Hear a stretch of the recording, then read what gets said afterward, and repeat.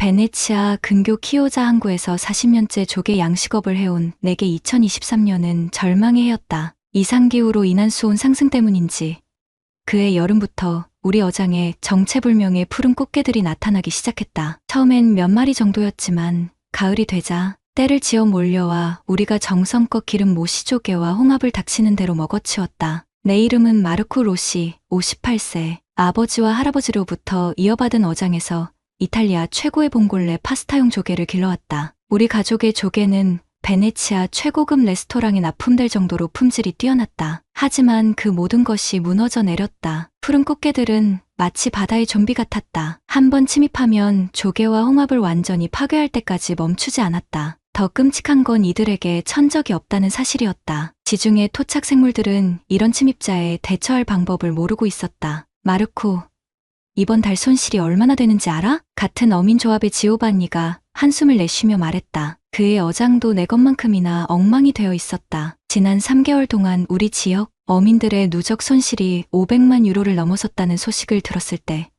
나는 정말 막막했다. 정부에서는 푸른 꽃게 비상대책위원장까지 임명했지만 뾰족한 해결책은 없었다. 초음파로 쫓아내는 방법, 해저에 특수 시트를 까는 방법, 강한 그물로 차단하는 방법 등을 시도해봤지만 효과는 미미했다. 무엇보다 우리 이탈리아 사람들은 게를 먹지 않는다. 랍스터나 새우는 좋아하지만 게는 징그럽다고 여기는 문화였다. 어느 날 저녁 딸 루치아가 스마트폰을 들고 내게 달려왔다. 대학에서 동양학을 공부하는 23살 딸은 평소 아시아 문화에 관심이 많았다. 아빠, 이것 좀 봐. 한국 사람들이 우리를 도와주려고 한다는 얘기가 있어. 루치아가 보여준 영상은 충격적이었다. 한국의 어떤 유튜버가 이탈리아 푸른 꽃게로 간장게장이라는 음식을 만드는 장면이었다. 살아있는 게를 간장 양념에 재워두었다가 먹는다는 것이었다. 더 놀라운 건 한국 사람들이 이 음식을 밥도둑이라고 부르며 극찬한다는 사실이었다. 한국에서는 이 게를 최고급 별미로 여긴다고요, 아빠. 한국 인터넷에는 이탈리아 꽃게를 수입해서 우리가 먹어주자는 댓글이 수만 개씩 달렸대요. 나는 믿을 수 없었다. 우리에게는 재앙인 이 생물이 지구 반대편에서는 보물 취급을 받는다니. 한국에서는 꽃게 1kg에 15,000원 약 10유로를 주고 산다는 것도 알게 되었다. 우리는 그동안 이 값비싼 식재료를 그냥 바다에 버리고 있었던 것이다. 그날 밤 나는 잠을 이룰 수 없었다. 인터넷을 뒤져가며 한국의 게 요리 문화에 대해 알아봤다. 간장게장, 꽃게탕, 개국지. 한국 사람들이 게를 이용해 만드는 요리의 다양함에 경악했다. 특히 간장게장은 한국에서 국민 반찬이라고 불릴 정도로 사랑받는 음식이었다. 더 충격적인 건 한국의 한 수입 업체가 실제로 우리 이탈리아 푸른 꽃게 수입을 추진하고 있다는 뉴스였다. 물류비와 가공비 때문에 아직 본격화되지는 않았지만 분명히 가능성은 있어 보였다. 다음 날 아침 나는 어민조합회의에서 이 이야기를 꺼냈다. 처음에는 모두들 의아했지만 한국에게 요리 영상들을 보여주자 분위기가 바뀌었다. 정말 저 징그러운 게를 저렇게 맛있게 먹는다고? 한국 사람들이 우리 꽃게를 사려고 한다니 믿어지지 않네. 그 순간 나는 깨달았다. 이것은 단순한 해양 생태계 문제가 아니었다. 이것은 서로 다른 문화가 만나 새로운 해결책을 찾는 기회였다. 한국 사람들의 꽃게 사랑이 우리의 꽃게 재앙을 구원할 수도 있다는 희망이 보이기 시작했다. 일주일 후 믿을 수 없는 일이 벌어졌다. 루치아가 대학 동양어학과 교수를 통해 연결된 한국인이 실제로 우리 어장을 방문하겠다고 연락해온 것이다. 그는 이탈리아에 거주하는 한국인 셰프 박민수 씨로 유튜브에서 이탈리아 한국 음식 채널을 운영하고 있었다. 아빠, 그분이 내일 오신대요. 직접 우리 꽃게를 보고 요리해보고 싶다고 하시는 거예요. 42세의 박민수 씨는 밀라노에서 한식당을 운영하며 이탈리아에 거주한 지 15년이 되었다고 했다. 그의 유튜브 채널 구독자는 12만 명으로 주로 이탈리아 현지 재료로 한국 음식을 만드는 콘텐츠를 올리고 있었다. 다음 날 오후 키오자 항구에 나타난 박민수 씨를 보는 순간 나는 조금 당황했다. 한국 사람이라고 해서 막연히 작은 체구일 거라 생각했는데 의외로 건장한 체격에 밝은 웃음을 띤 중년 남성이었다. 그는 유창한 이탈리아어로 인사를 건넸다. 로시 아저씨, 안녕하세요. 저는 박민수입니다. 정말 이 꽃게 때문에 고생이 많으시다고 들었어요. 그의 이탈리아어 실력에 놀란 나는 어장으로 그를 안내했다. 물속에서 우글거리는 푸른 꽃게들을 본 박민수 씨의 눈이 휘둥그레졌다. 그런데 놀랍게도 그의 표정은 절망이 아닌 감탄이었다. 와, 정말 싱싱하고 큰 게들이네요. 이 정도 크기면 한국에서는 킬로그램당 2만 원은 받을 수 있을 거예요. 그는 즉석에서 장갑을 끼고 개 몇 마리를 잡기 시작했다. 나와 지오바니는 그가 살아있는 개를 맨손으로 다루는 모습에 또 한 번 놀랐다. 이탈리아 사람들은 개의 집게발이 무서워 함부로 만지지 못하는데 그는 마치 오랜 친구를 다루듯 자연스럽게 개를 들어 올렸다. 이 개는 블루 크랩이라고 하는데 한국어로는 꽃게라고 해요. 우리나라에서는 정말 귀한 식재료거든요. 특히 이렇게 살이 꽉 찬 암개는 정말 보기 드문 최상품이에요. 박민수 씨는 개의 배를 뒤집어 보이며 암수를 구별하는 방법을 설명해 주었다. 그리고 개의 다리를 살짝 눌러보며 살이 얼마나 찼는지 확인하는 기술도 보여주었다. 40년간 바다에서 살아온 내가 개에 대해 이렇게 자세히 알아본 것은 처음이었다. 로시 아저씨, 이 개들로 간장게장을 만들어서 드셔보시겠어요?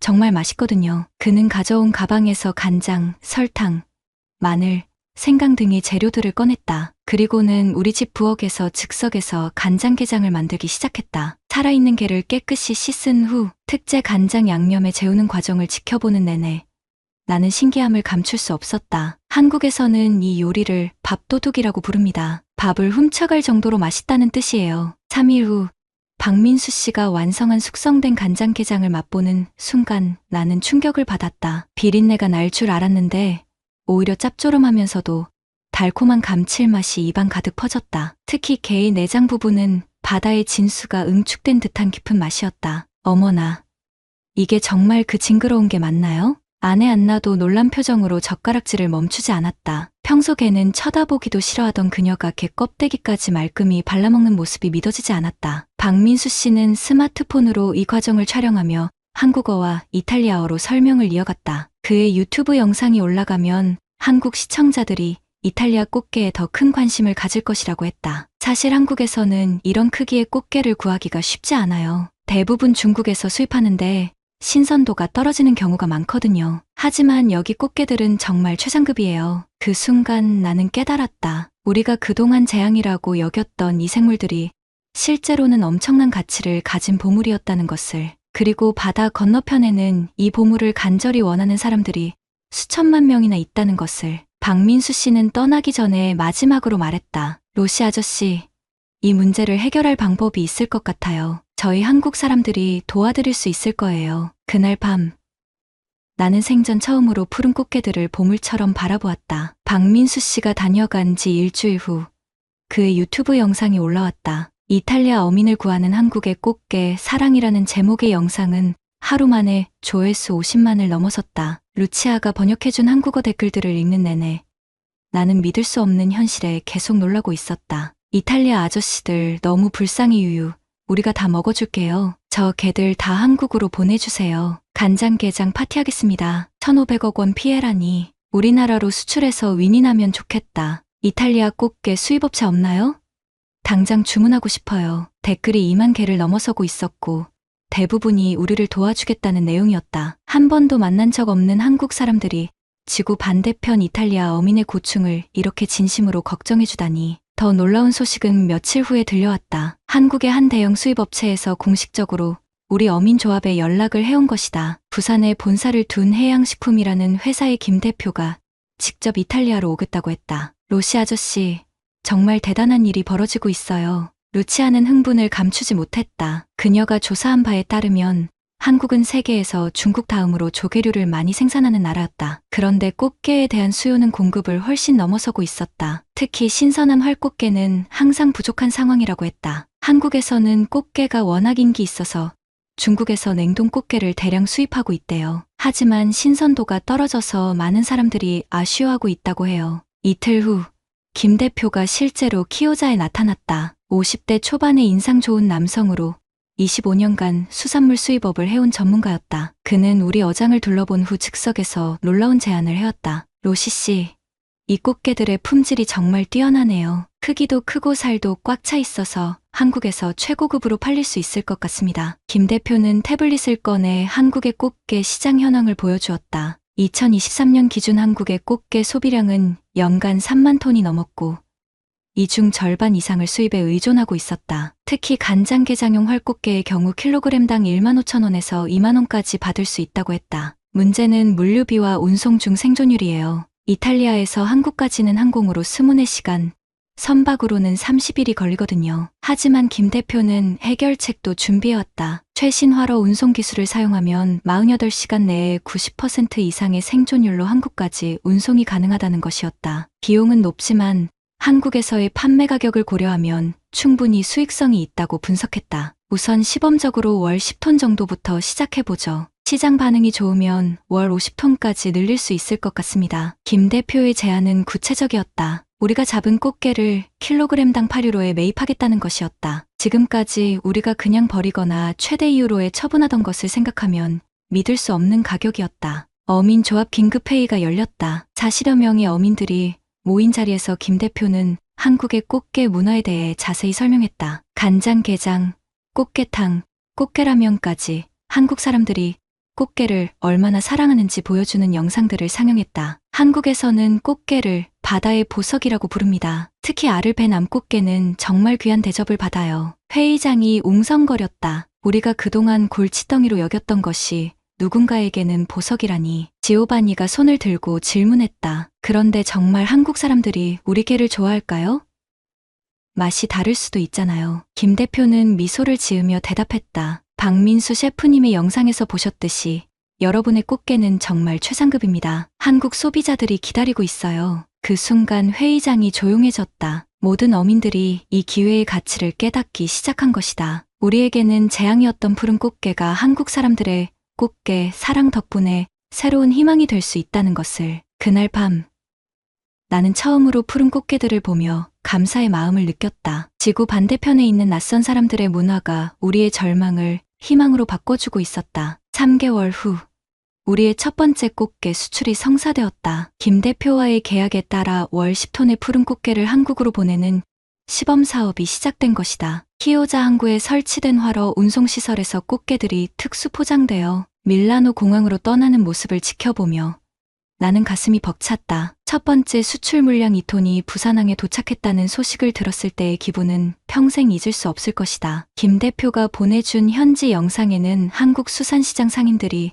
우리 꽃게를 보고 감탄하는 모습이 담겨 있었다. 정말 살이 꽉 찼네요. 이 정도 품질이면 최고급 간장게장용이에요. 부산 자갈치 시장의 한 상인이 우리 꽃게를 들고 말하는 장면을 보며 나는 눈물이 핑 돌았다. 40년간 조개만 길러온 내가 개 때문에 울게 될 줄이야. 더 놀라운 소식은 며칠 후에 들려왔다. 서울의 한 유명 간장게장 전문점에서 이탈리아산 프리미엄 꽃게장이라는 메뉴로 우리 꽃게를 선보였는데 하루 만에 예약이 꽉 찼다는 것이었다. 한 접시에 35,000원 약 25유로이라는 가격임에도 불구하고 말이다. 루치아가 번역해준 한국 온라인 후기들은 더욱 감동적이었다. 이탈리아 꽃게장 먹어봤는데 정말 달콤하고 쫄깃해요. 우리가 도와준 덕분에 이런 맛있는 걸 맛을 수 있다니 뿌듯해요. 이탈리아 어민 아저씨들 덕분에 이런 신선한 꽃게를 먹을 수 있네요. 서로 윈윈하는 느낌이라 더 맛있어요. 한국 소비자들은 단순히 음식을 사 먹는 것이 아니라 우리를 돕는다는 마음으로 꽃게를 구매하고 있었다. 이런 따뜻한 마음이 지구 반대편까지 전해진다는 사실이 믿어지지 않았다. 우리 어민조합의 분위기도 완전히 바뀌었다. 푸른 꽃게를 보는 시각이 180도 달라진 것이다. 예전에는 오늘 또 몇 마리나 왔나 하며 한숨을 쉬던 어민들이 이제는 크고 살찐 놈들이 많이 와야 하는데 하며 기대에 찬 눈으로 바다를 바라보고 있었다. 지오바니는 아예 푸른 꽃게 전문 포획업으로 전환했다. 그의 아들 루카도 대학을 마치고 돌아와 아버지의 사업을 돕기 시작했다. 젊은 세대의 참여로 포획 기술도 한층 발전했다. 마르코, 이번 주 포획량이 1.5톤이야. 한국에서 품질이 정말 좋다고 연락이 왔어. 지오바니의 목소리에는 자부심이 가득했다. 예전에는 재앙의 상징이었던 푸른 꽃게가 이제는 우리의 새로운 특산품이 된 것이다. 6개월이 지나자 놀라운 변화가 일어났다. 우리 지역의 푸른 꽃게 개체수가 눈에 띄게 줄어든 것이다. 한국으로의 지속적인 수출로 개체수가 조절되면서 생태계 균형이 맞춰지기 시작했다. 조개와 홍합 양식장의 피해도 현저히 줄어들었다. 더욱 의미 있는 변화는 이탈리아 내에서도 일어났다. 베네치아의 몇몇 레스토랑에서 푸른 꽃게를 이용한 새로운 요리를 개발하기 시작한 것이다. 한국식 간장게장은 아니었지만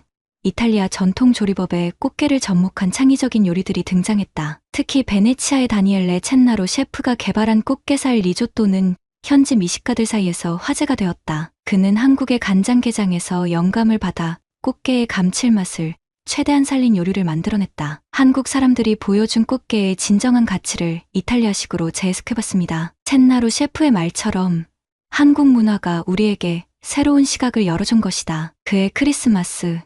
우리 가족은 특별한 저녁을 가졌다. 박민수 씨가 가르쳐준 방법으로 직접 만든 간장게장과 함께하는 크리스마스 디너였다. 안나는 이제 능숙하게 젓가락을 사용해 꽃게를 먹었고 루치아는 한국어 공부까지 시작했다. 내년에는 한국에 가서 김 대표님과 박민수 씨께 직접 감사 인사를 드리고 싶어요. 루치아의 말에 나도 고개를 끄덕였다. 지구 반대편 사람들의 꽃게 사랑이 우리 삶을 이렇게 바꿔놓을 줄 누가 알았을까. 그날 밤 항구를 바라보며 나는 깨달았다. 이것은 단순한 무역이 아니었다. 이것은 서로 다른 문화가 만나 새로운 가치를 창조해낸 기적이었다. 1년 후 나는 생전 처음으로 한국 땅을 밟았다. 루치아와 함께 떠난 이번 여행은 김 대표의 초청으로 이루어졌다. 우리의 꽃게 수출이 성공적으로 정착되면서 한국 측에서 직접 감사 인사를 전하고 싶다고 해온 것이었다. 인천공항에 도착한 순간부터 나는 놀라움의 연속이었다. 공항에서 김 대표와 박민수 씨가 우리를 맞이해 주었고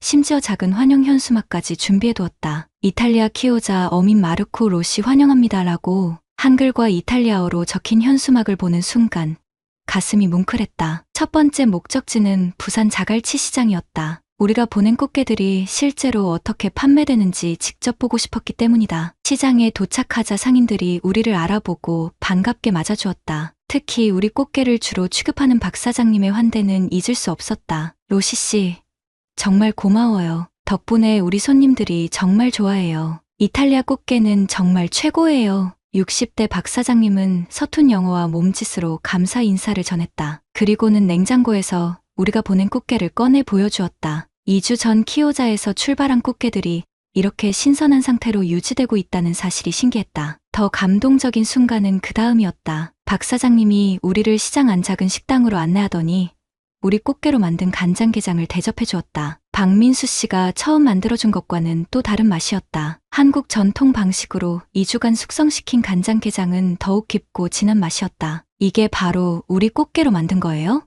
루치아도 놀란 표정으로 젓가락질을 멈추지 않았다. 우리가 키운 것은 아니지만 우리 바다에서 잡은 꽃게가 이렇게 맛있는 음식으로 변신한다는 것이 자랑스러웠다. 서울에서는 더욱 특별한 경험이 기다리고 있었다. 강남에 있는 유명 간장게장 전문점 바다양에서 우리를 위한 특별 만찬을 준비해 주었다. 이 식당의 김 사장님은 우리 꽃게의 첫 번째 고객이었다. 로시 씨, 정말 감사합니다. 덕분에 저희 식당이 더 유명해졌어요. 손님들이 이탈리아 꽃게장을 먹으러 전국에서 오고 있어요. 식당 벽에는 이탈리아와 한국의 국기가 나란히 걸려 있었고 우리의 사진과 함께 한 이탈리아 우정의 꽃게라는 문구가 적혀 있었다. 이 모든 것이 꿈만 같았다. 가장 감동적이었던 순간은 한 가족을 만났을 때였다. 8살 된 아들과 함께 온 젊은 부부가 우리에게 다가와 인사를 건넸다. 안녕하세요. 저희는 이탈리아 꽃게장 먹으러 부산에서 올라온 김가족이에요. 정말 감사해요. 아버지는 서툰 영어로 설명했다. 아들이 간장게장을 너무 좋아해서 이탈리아 꽃게가 있다는 소식을 듣고 특별히 서울까지 왔다는 것이었다. 8살 아이가 젓가락으로 능숙하게 게를 발라먹는 모습을 보며 한국의 음식 문화가 얼마나 자연스럽게 세대를 이어가는지 알 수 있었다. 아저씨가 이탈리아에서 온 분이에요? 우리게 잡아주셔서 고마워요. 아이의 순수한 감사 인사에 나는 할 말을 잃었다. 이 작은 아이가 지구 반대편 이탈리아 어민에게 고마워한다니 문화의 경계가 이렇게 쉽게 무너질 수 있다는 것이 놀라웠다. 여행 마지막 날 박민수 씨가 운영하는 유튜브 스튜디오를 방문했다. 그곳에서 우리는 한국 시청자들을 위한 특별 영상을 촬영했다. 루치아는 열심히 연습한 한국어로 인사를 했고 나는 이탈리아어로 감사 인사를 전했다. 한국 여러분, 정말 감사합니다. 여러분의 꽃게 사랑 덕분에 우리 어민들이 새로운 희망을 찾았습니다. 앞으로도 최고 품질의 꽃게를 보내드리겠습니다. 영상이 올라간 후 쏟아진 댓글들을 보며 나는 또 한 번 감동했다. 수천 명의 한국인들이 우리에게 응원과 감사의 메시지를 보내고 있었다. 어떤 이는 이탈리아 여행 계획을 세우고 있다고 했고 어떤 이는 키오자에 꼭 놀러 가겠다고 했다. 이탈리아로 돌아가는 비행기 안에서 나는 지난 1년을 되돌아보았다. 재앙으로 시작된 푸른 꽃게 이야기가 이렇게 아름다운 문화 교류의 이야기로 바뀔 줄 누가 알았을까. 이제 우리 어장에서는 매달 50톤의 꽃게가 한국으로 떠나고 있다. 푸른 꽃게는 더 이상 재앙이 아니라 축복이 되었다. 그리고 무엇보다 소중한 것은 지구 반대편에 우리를 진심으로 고마워하는 2024년 3월 15일 도쿄의 한 가정에서 벌어진 이 격렬한 반대가 단 7개월 만에 우리 차 정말 자랑스럽다로 바뀌었습니다. 구독과 좋아요 부탁드리며 25년간 일본에서 살아온 미야모토 소우타의 놀라운 이야기를 들어보세요. 저는 도쿄에 있는 전기차 스타트업에서 배터리 관리 시스템을 개발하는 엔지니어입니다. 매일 전기차의 미래를 꿈꾸며 일하지만 정작 제 개인적인 삶에서는 전기차와 거리가 멀었어요. 왜냐하면 저희 아버지가 혼다에서 30년간 엔진 기술자로 일하셨던 분이라서 집안 분위기 자체가 완전히 내연기관 위주였거든요. 그날도 평소와 다름없이 회사에서 늦게까지 일하고 집에 들어갔는데 거실에서 아버지와 형이 심각한 표정으로 앉아 있었어요. 형 타쿠미는 도요타 딜러에서 일하고 있는데 둘이 무슨 이야기를 그렇게 진지하게 하고 있나 싶어서 다가갔습니다. 소우타야, 너 이제 면허 딴 지 3개월 됐으니까 차를 하나 사야겠다. 아버지가 말씀하셨어요. 타쿠미한테 물어보니까 새 프리우스가 좋다고 하네. 하이브리드니까 기름값도 절약되고. 그 순간 저는 가슴이 두근거렸어요. 드디어 제 첫 차를 가질 수 있다는 설렘도 있었지만 한편으로는 고민이 깊어졌거든요. 회사에서 매일 최신 전기차 기술을 다루면서 느낀 건데 이제 정말 전기차 시대가 왔다는 확신이 있었거든요. 아버지, 저는 전기차를 생각하고 있어요. 제가 조심스럽게 말했습니다. 그러자 아버지의 표정이 순식간에 굳어졌어요. 전기차, 너 제정신이냐? 일본에서 전기차라면 닛산 리프나 아리아 정도인데 그것도 아직 충전 인프라가 부족해서 불편하기만 하다. 그게 아니라요. 저는 현대 아이오니고를 생각하고 있어요. 순간 거실이 조용해졌어요. 아버지의 얼굴이 시뻘겋게 달아올랐고 형도 당황한 표정을 지었습니다. 한국차, 아버지가 믿을 수 없다는 듯이 말씀하셨어요. 미야모토 가문에서 한국차를 탄다고? 절대 안 된다. 우리나라에는 혼다도 있고 도요타도 있는데 왜 굳이 한국 것을 사려고 하느냐? 형도 거들었어요. 소우타야, 나도 자동차 업계에서 일하지만 아직 한국차는 신뢰성 면에서 의문이 있어. 특히 전기차는 더욱 그렇고 AS는 어떻게 할 건데? 저는 답답했어요. 사실 회사 동료들 중에 아이오니고를 타는 사람이 3명이나 있었거든요. 모두 만족도가 엄청 높았고 특히 충전 속도와 실내 공간에 대해서는 극찬을 아끼지 않았어요. 하지만 아버지와 형 앞에서는 그런 이야기를 꺼내기가 어려웠습니다. 아버지, 시대가 바뀌었어요. 한국 기술이 정말 많이 발전했다고요. 시대가 바뀌었다고 해서 검증되지 않은 기술을 믿으라고 아버지가 단호하게 말씀하셨어요. 내가 30년간 자동차 업계에서 일했는데 아직도 일본 기술이 세계 최고야. 특히 도요타의 하이브리드 기술은 누구도 따라올 수 없어. 그날 밤 저는 잠을 이루지 못했어요. 분명히 아이오니고가 좋은 차라는 확신이 있었는데 가족들을 설득할 방법을 찾을 수가 없었거든요. 더군다나 아버지는 평생 일본 자동차만 믿고 살아오신 분이라 한국차에 대한 편견이 너무 깊었어요. 하지만 진짜 놀라운 일이 기다리고 있었어요. 다음 날 아침 출근하면서도 계속 고민이 되었어요. 회사에 도착해서 동료들과 이야기를 나누다 보니 더욱 확신이 들었습니다. 소우타, 내가 아이오니고 관심 있다고? 나는 작년부터 타고 있는데 정말 만족해. 선배 사토씨가 말했어요. 특히 충전 속도가 장난 아니야. 350kW 급속 충전기에서 18분이면 10%에서 80%까지 충전돼. 닛산 아리아는 30분 이상 걸리는데 말이야. 정말요? 그렇게 차이가 많이 나나요? 당연하지. 아리아는 주행거리도 WLTP 기준 470km인데 아이오니고 롱레인지는 507km야. 거의 40km 차이가 나. 주말에 장거리 여행 갈 때 확실히 느껴져. 이런 구체적인 수치를 들으니까 더욱 아이오니고에 대한 확신이 생겼어요. 하지만 집에서는 여전히 반대가 심했습니다. 그날 저녁 여자친구 아키코와 만났어요. 아키코는 작년에 한국으로 워킹홀리데이를 다녀온 적이 있어서 한국에 대해 긍정적인 인식을 가지고 있었거든요. 소우타, 가족들이 반대하는 게 이해는 가. 하지만 내가 한국에서 봤을 때 정말 기술이 엄청나더라. 특히 전기차 인프라는 일본보다도 훨씬 잘 되어 있었어. 아키코가 말했어요. 그래도 아버지를 설득하기가 쉽지 않아. 평생 일본 차만 타오신 분인데 그럼 한번 시승해보라고 하면 어떨까? 직접 경험해보시면 생각이 바뀔 수도 있잖아. 일주일 후, 저는 용기를 내서 아버지께 제안했어요. 아버지, 주말에 현대 전시장에 같이 가서 아이오니고 한번 보실래요? 그냥 구경만요. 아버지는 처음에는 시큰둥한 표정이었지만 결국 따라오셨어요. 어디 한번 보자. 한국차가 얼마나 발전했나. 현대 전시장에 도착했을 때 아버지의 첫 반응은 의외였어요. 디자인은 나쁘지 않네. 조심스럽게 말씀하셨거든요. 전시장 직원이 자세히 설명해 줬어요. 아이오니고는 유럽 NCAP에서 별 5개 만점을 받았고 독일의 아우토빌트에서 2023년 최고의 패밀리 전기차로 선정되기도 했습니다. 독일에서 아버지가 관심을 보이셨어요. 독일 자동차 기술에 대해서는 아버지도 인정하시는 편이었거든요. 네. 그리고 충전 성능도 뛰어납니다. 350kW 급속 충전기에서 18분이면 80%까지 충전이 가능해요. 현재 일본에서 판매되는 다른 전기차들과 비교하면 확실히 빠른 편입니다. 아버지는 여전히 반신반의하는 표정이었어요. 그래도 실제로 타보지 않으면 모르지. 그때 직원이 시승을 제안했어요. 시승 차량이 있으니까 한번 경험해 보시겠어요? 아버지는 잠시 망설이시더니 고개를 끄덕였어요. 그래, 한번 타보자. 시승을 하는 동안 아버지는 말이 없으셨어요. 하지만 표정을 보니까 뭔가 놀라시는 것 같았어요. 특히 가속할 때 조용한 것과 실내 공간의 넓이에 감탄하시는 듯했습니다. 시승을 마치고 나서 아버지가 말씀하셨어요.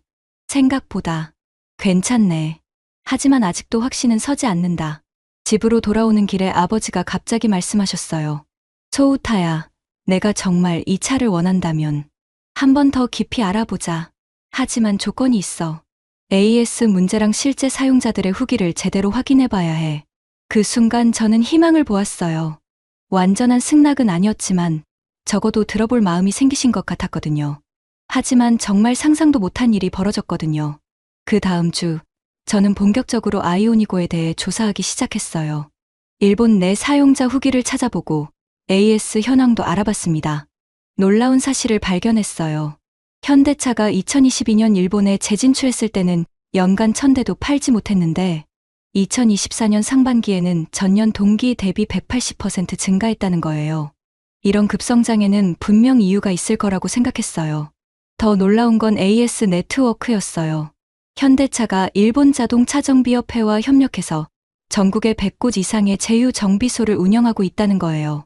이 정도면 도요타나 혼다와 큰 차이가 없는 수준이었어요. 일본의 전기차 커뮤니티 사이트인 이카라이프에서 실제 사용자들의 후기를 찾아봤어요. 모든 면에서 아리아보다 한 수 위라는 평가가 많았고 특히 인상적이었던 댓글이 하나 있었어요.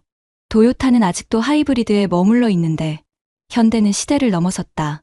이 댓글을 본 순간 뭔가 가슴이 벅차올랐어요. 일본 사람이 직접 한국 기술을 이렇게 평가한다는 게 신기했거든요. 이런 자료들을 정리해서 아버지께 보여드렸어요. 아버지는 꼼꼼히 읽어보시더니 말씀하셨어요. 생각보다 체계적으로 준비했네. 하지만 아직도 한 가지 걱정이 있어. 정말 한국 기술이 일본이나 독일 기술과 비교해서 뒤처지지 않을까? 그때 아키코가 좋은 아이디어를 냈어요. 후지산 근처에 현대차 전용 체험센터가 있다고 들었어요. 거기서 하루 종일 체험해 볼 수 있다던데 가족끼리 한번 가보면 어떨까요? 아버지도 관심을 보이셨어요. 그래, 제대로 체험해보자. 하루 종일 타보면 이 차의 진짜 실력을 알 수 있을 거야. 2024년 4월 20일 토요일, 저희 가족은 후지산 근처의 현대차 체험센터로 향했어요. 아버지, 형, 그리고 저 이렇게 셋이서 갔는데 가는 길에도 아버지는 계속 의구심을 표현하셨어요. 한국 차가 정말 일본의 산길을 제대로 달릴 수 있을까?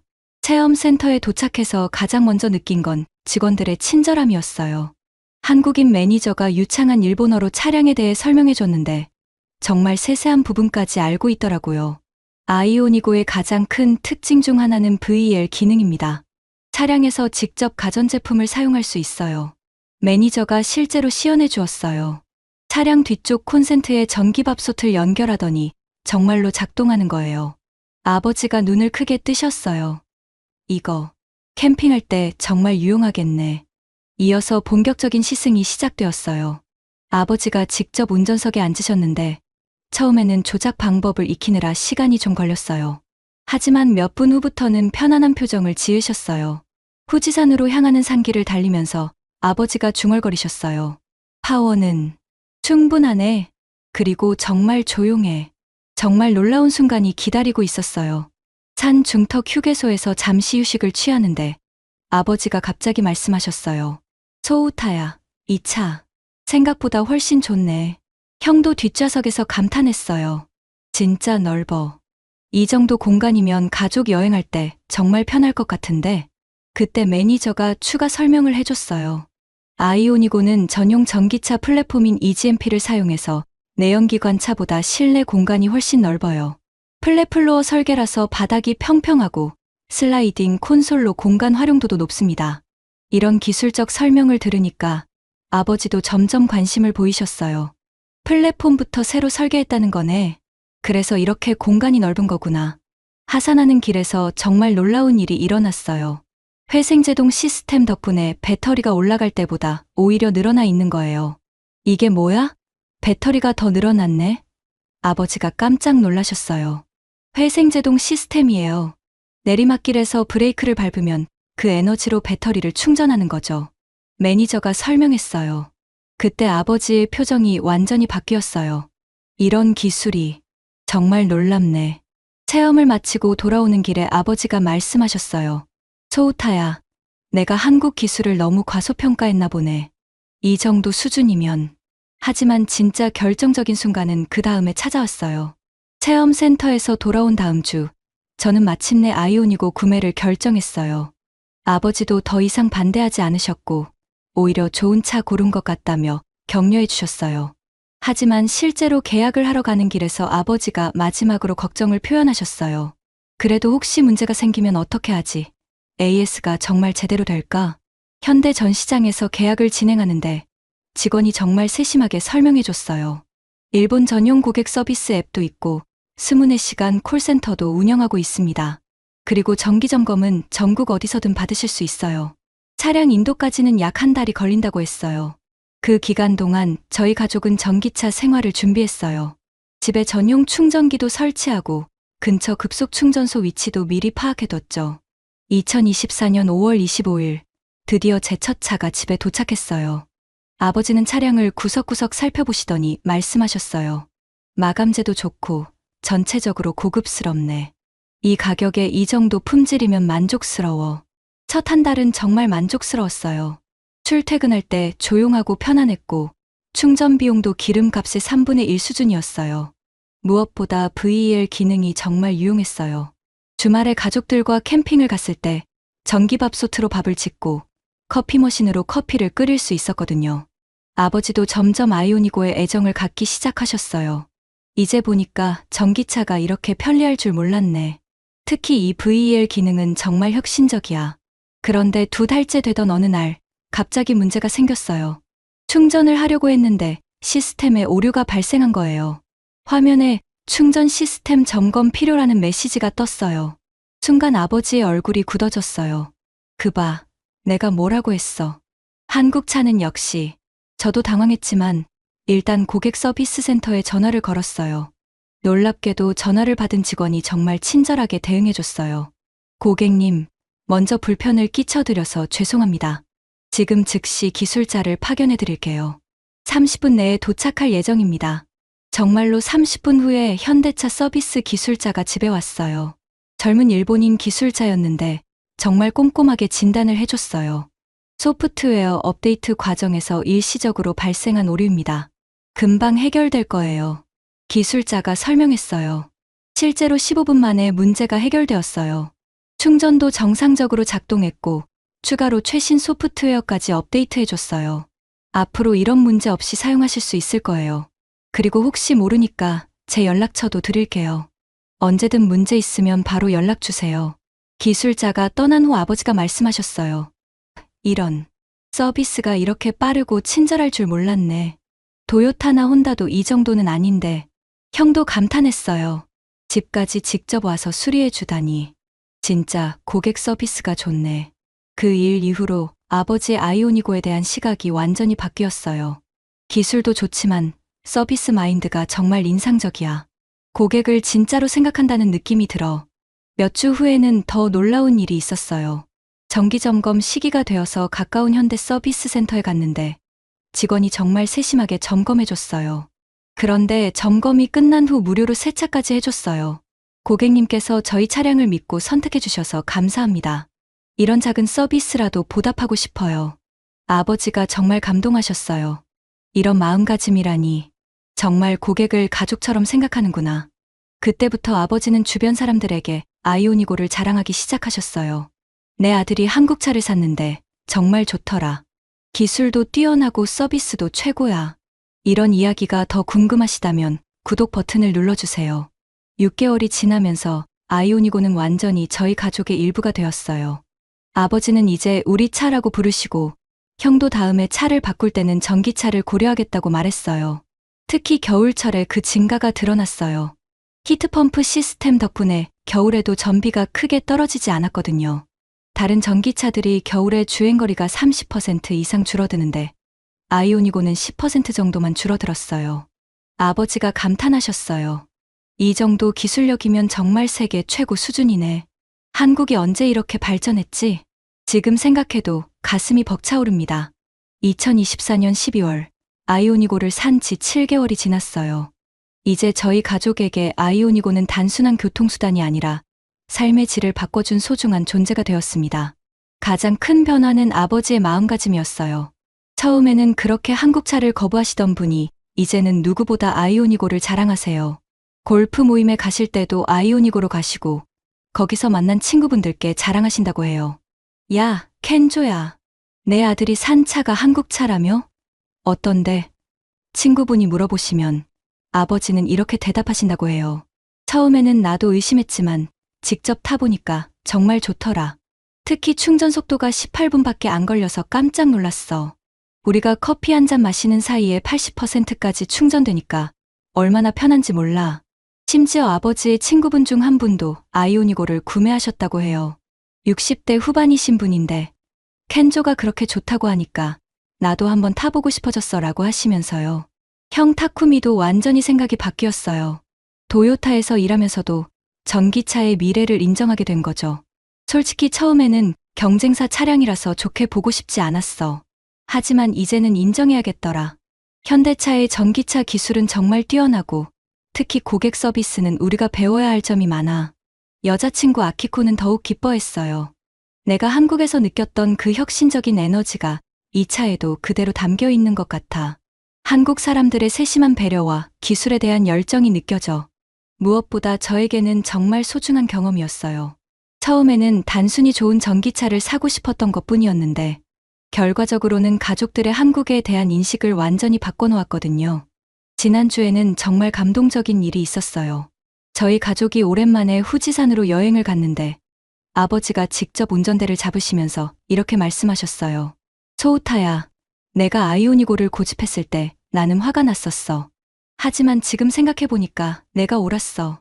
기술은 국적이 아니라 경험으로 판단해야 한다는 걸 너를 통해 배웠어. 그 순간 정말 눈물이 날 것 같았어요. 평생 일본 기술만 믿고 살아오신 아버지가 이런 말씀을 하신다는 게 믿기지 않았거든요.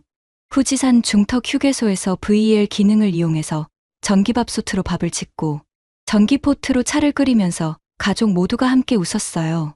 그때 아버지가 말씀하셨어요. 이제야 알겠네.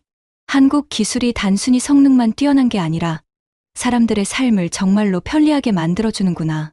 차 안에서 가족들과 셀카를 찍었는데 뒷배경에 아이오닉 로고가 선명하게 보였어요. 그 사진을 보면서 아버지가 웃으셨어요. 이 사진 정말 마음에 들어. 우리 가족의 새로운 시작을 보여주는 것 같아. 이제 1년이 다 되어 가는데 총 주행거리가 25,000km를 넘었어요. 한 번도 큰 문제 없이 안전하게 달려줬고 연비도 기대 이상이었어요. 전기료까지 합쳐서 기존 가솔린차 대비 연간 50만 엔 이상 절약했어요.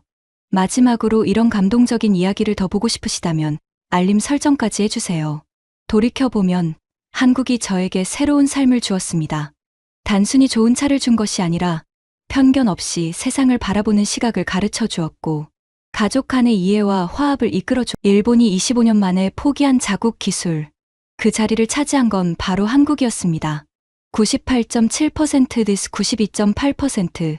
이 숫자가 일본을 바꾼 이유를 구독하고 끝까지 들어보세요. 안녕하세요. 저는 아사노 타케시입니다. 하네다 공항에서 25년간 보안 검색 업무를 담당해온 책임관이죠. 2023년 3월 어느 월요일 아침, 평소처럼 제4터미널 보안 검색대를 점검하고 있었습니다. 독일 아스트로피직스사의 엑스레이 장비들이 일렬로 늘어서 있었죠. 1998년부터 사용해온 이 장비들은 저에게는 오랜 동료 같은 존재였습니다. 오늘도 이상 없습니다. 후배 직원이 보고했을 때 저는 자부심을 느꼈어요. 우리 하네다 공항은 세계에서 가장 안전한 공항 중 하나였으니까요. 최소한 그렇게 믿고 있었습니다. 하지만 그날 오후 2시 17분 모든 게 바뀌기 시작했어요. 책임관님, 3번 검색대 컨베이어가 또 멈췄습니다. 3번째였습니다. 그 주에만요.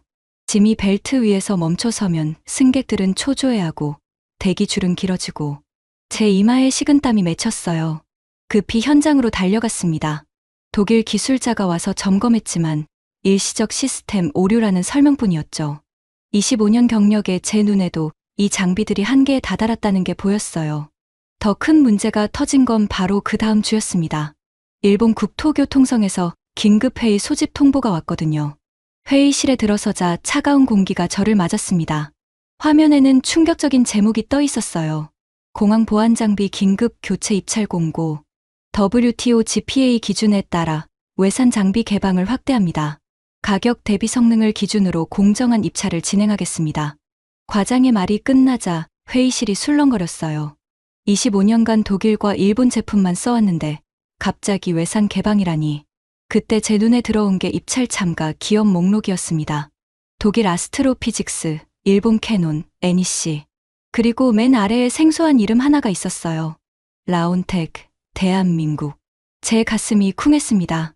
한국 회사가 일본 공항 보안 장비 입찰에 솔직히 믿어지지 않았어요. 한국 기업도 참여한다고 하네요. 옆자리 동료가 작은 목소리로 중얼거렸어요. 뭔가 불안하지 않아요? 우리 보안이 걸린 문제인데. 저도 같은 생각이었습니다. 하지만 진짜 놀라운 건 그 다음이었어요. 입찰 결과가 발표된 건 2주 후였습니다. 그 순간을 지금도 생생히 기억해요. 낙찰 업체는 라운텍입니다. 회의실에 정적이 흘렀어요. 25년간 독일과 일본 장비만 써온 우리에게는 충격적인 발표였거든요. 제 손이 무의식적으로 떨렸습니다. 정말 한국 장비를 쓰게 되는 건가? 어떻게 한국 회사가 독일과 일본을 제쳤죠? 후배가 믿을 수 없다는 표정으로 물었어요. 가격 경쟁력과 기술 성능을 종합평가한 결과입니다. 특히 AI 기반 자동 판독 기능과 처리 속도에서 높은 점수를 받았다고 하네요. AI, 자동 판독이라. 솔직히 또 과장 마케팅이겠지 생각했어요. 하지만 일주일 후 실제 장비가 설치되고 나서는 생각이 바뀌기 시작했습니다. 첫 번째로 놀란 건 예열 시간이었어요. 기존 독일 장비는 아침에 켜면 30분은 기다려야 했는데 한국 장비는 5분 만에 준비 완료 신호가 떴거든요. 이상하네요. 너무 빨리 준비되는 것 같은데. 의구심을 품고 모니터를 들여다봤어요. 그런데 20년간 봐온 흐릿한 윤곽이 이렇게 또렷할 수가 있나요? 가방 앞 물건들의 윤곽선이 마치 선명한 사진처럼 보였어요. 동전 하나, 열쇠고리 하나까지 모든 게 선명하게 구분되더라고요. 이게 정말 엑스레이 화면인가요? 젊은 직원이 감탄하며 말했어요. 독일 장비보다 해상도가 훨씬 좋은 것 같은데요. 저는 여전히 경계심을 늦추지 않았어요. 너무 친절한 기계는 믿을 수 없다는 게 제 신념이었거든요. 하지만 일주일간 시범 운영을 하면서 놀라운 사실들을 발견하게 됐어요. 기존 장비로는 구분하기 어려웠던 액체와 젤 타입 물질들이 한국 장비에서는 명확하게 분류되더라고요. 정보량은 더 많은데 오히려 판독이 쉬워졌어요. 직원들도 하나둘 긍정적 반응을 보였습니다. 처리 속도도 빨라진 것 같고요. 승객 대기 시간이 확실히 줄었어요. 그럼에도 저는 마음 한구석에 불안함이 있었어요. 정말 믿어도 되는 걸까? 그런데 한 달 후 모든 의구심을 날려버린 사건이 벌어졌습니다. 그것도 우리가 아닌 도쿄항에서 말이에요. 2023년 6월 15일 오후 2시 47분. 제 인생에서 가장 충격적인 전화를 받았습니다. 아사노 책임관님, 도쿄항에서 연락 왔습니다. 긴급 상황이라고 하네요. 손이 떨리며 전화기를 받았어요. 여보세요. 도쿄항 세관입니다. 라온텍 장비 관련해서 보고 드릴 일이 있어서요. 가슴이 쿵쾅거렸어요. 혹시 문제가 생긴 건 아닐까? 오늘 오후 컨테이너 검색 중에 이상한 일이 벌어졌습니다. 기존 독일 장비로는 음료수 캔 정도로만 보였던 물건이 한국 장비에서는 완전히 다르게 나왔거든요. 목구멍이 말랐습니다. 어떻게 다르게 나왔다는 건가요? 비정상 밀도 감지, 다층 구조체 의심이라는 경고가 떴어요. 빨간 불이 계속 깜박이더라고요. 그 순간 제 심장이 멈춘 것 같았어요. 그래서 실제로 열어보니까 세관 담당자의 목소리가 떨렸어요. 소형 폭발물이 나왔습니다. 훈련용이긴 했지만 진짜 위험한 물건이었어요. 전화기를 들고 있던 제 손이 덜덜 떨렸어요. 25년 경력으로도 이런 선명한 탐지는 처음이었거든요. 독일 장비로는 전혀 잡히지 않았던 걸 한국 장비가 찾아낸 거예요. 정말 놀라웠어요. 전화를 끊고 나서 한참을 멍하니 앉아 있었습니다. 이게 정말 한국 기술인가? 바로 다음 날 더 충격적인 소식이 들려왔어요. 일본 물류안전시험센터에서 라온텍 장비에 대한 공식 검증 결과를 발표한 거예요. 회의실 스크린에 뜬 숫자들을 믿을 수 없었습니다.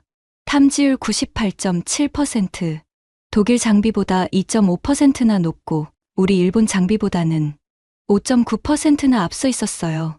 더 충격적인 건 처리 속도였습니다. 6.8초. 우리가 9.5초 걸릴 일을 거의 30% 빠르게 처리한다는 거였어요. 이 수치들이 정말 맞나요? 제 목소리가 떨렸어요. 서울대학교와 와세다대학교가 공동으로 검증한 결과입니다. 신뢰도는 충분하다고 봅니다. 과장이 차분하게 답했어요.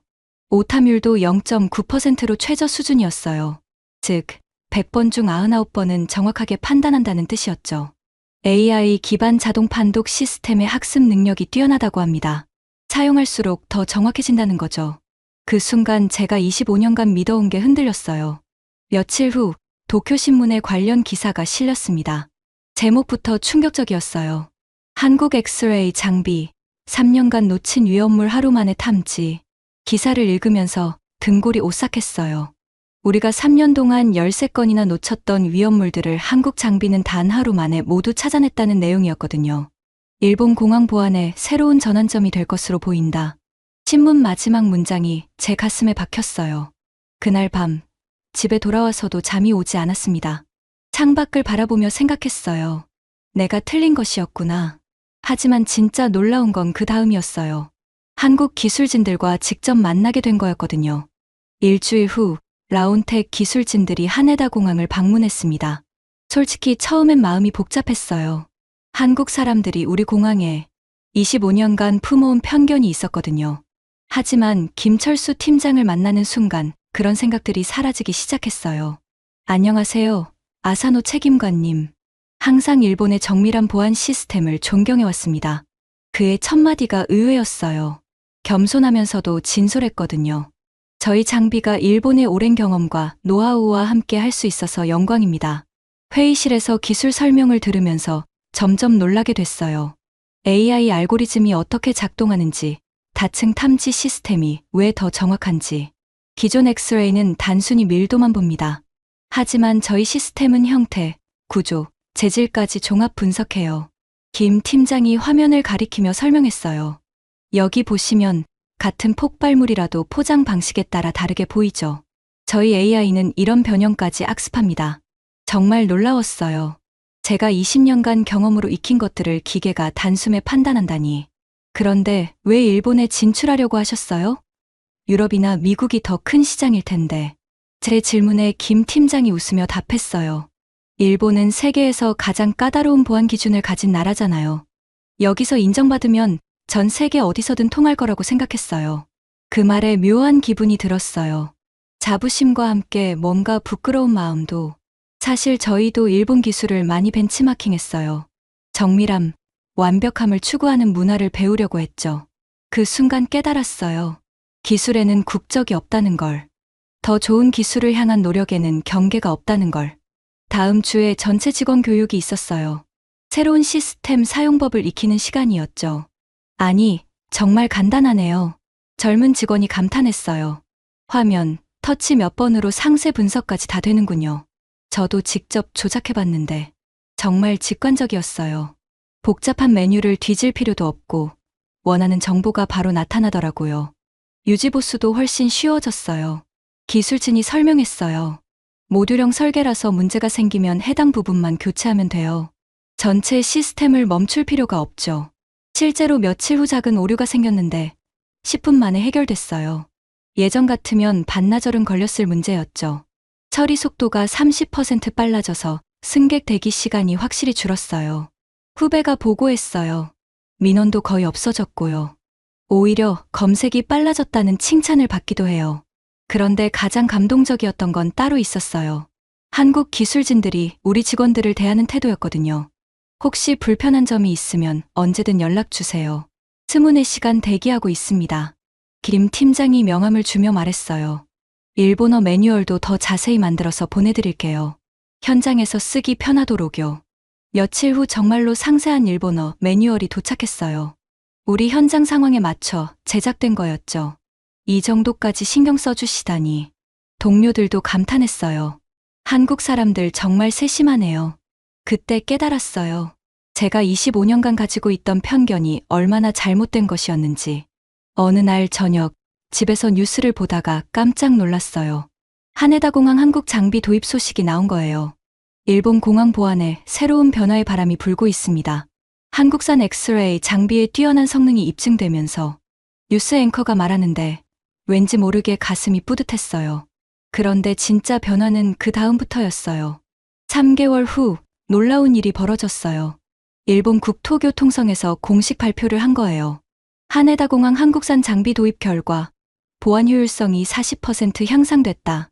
회의실에서 발표를 들으면서 믿어지지 않았어요. 탐지 정확도 98.7%, 처리 속도 30% 개선, 유지 보수 비용 45% 절감. 숫자들이 하나씩 발표될 때마다 제 마음이 복잡해졌어요. 자부심과 함께 지난날에 대한 반성도. 이에 따라 나리타, 간사이 등 주요 공항에도 순차적으로 도입을 검토하겠습니다. 과장의 발표에 회의실이 술렁거렸어요. 그날 오후 젊은 직원이 찾아왔어요. 책임관님, 한국 기술진들이 감사 인사를 전해달라고 하네요. 뭔 감사 인사? 저희가 적극적으로 도와줘서 성공적으로 정착할 수 있었다고요. 일본 직원들의 전문성 덕분이라고 하더라고요. 마음이 따뜻해졌어요. 사실 처음엔 견제심이 있었는데 그들은 오히려 우리를 인정해주고 있었거든요. 일주일 후 기자들이 인터뷰하러 왔어요. 25년 경력의 아사노 책임관님께서 보시기에 한국 장비의 실제 성능은 어떻습니까? 카메라가 저를 향했어요. 잠시 망설였지만 솔직하게 말하기로 했어요. 처음엔 의구심이 있었습니다. 하지만 지금은 확신합니다. 어떤 점에서 확신하시나요? 수치가 거짓말하지 않아요. 98.7% 탐지율, 6.8초 처리 속도. 이건 현실입니다. 잠시 멈췄다가 계속했어요. 무엇보다 승객들이 더 안전해졌어요. 제가 25년간 추구해온 목표였거든요. 기자가 다시 물었어요. 앞으로도 한국 장비를 선택하시겠습니까? 웃으며 답했어요. 다시 묻는다면 저는 이 장비를 선택할 겁니다. 오늘도, 내일도. 그날 저녁 집에서 딸과 대화를 나눴어요. 아빠, 뉴스에 나오던데 한국 장비가 정말 좋은 거야? 응, 정말 좋더라. 아빠도 깜짝 놀랐어. 그런데 왜 처음엔 반대했어? 순간 할 말이 없었어요. 솔직하게 인정했죠. 아빠가 편견을 가지고 있었나 봐. 좋은 기술을 못 알아본 거지. 이제는 어때? 이제는 한국 기술자들을 존경해. 정말 대단한 사람들이야. 6개월이 지난 지금 우리 공항은 완전히 달라졌어요. 승객 대기 시간은 줄어들고 보안 수준은 높아지고 며칠 전엔 독일 공항 관계자들이 벤치마킹하러 왔어요. 일본이 선택한 한국 장비를 보러 왔습니다. 독일 사람들이 한국 기술을 배우러 오다니. 세상이 참 많이 변했어요. 제 책상 위에는 라운텍에서 보내준 감사패가 놓여 있어요.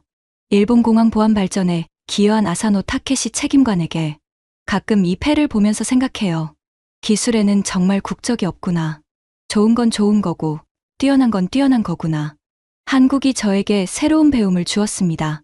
편견을 버리고 열린 마음으로